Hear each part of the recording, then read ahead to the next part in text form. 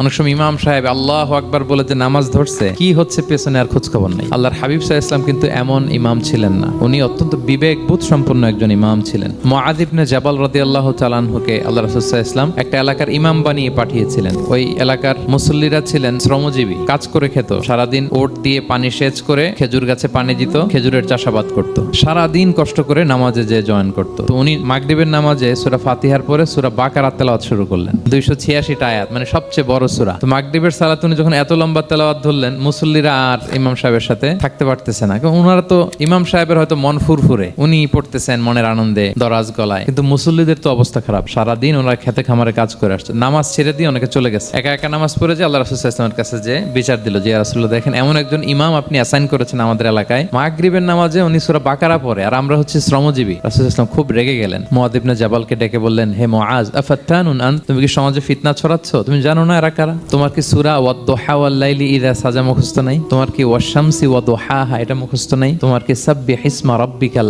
আ'লা এই সূরাগুলো তোমার জানা নাই? উনি বললেন জানা আছে। তো এগুলো রেখে দিয়ে মাগরিবের নামাজে কেন সূরা বাকারা ধরলা? তোমার মুসল্লিরা তো শ্রমজীবী মুসল্লি।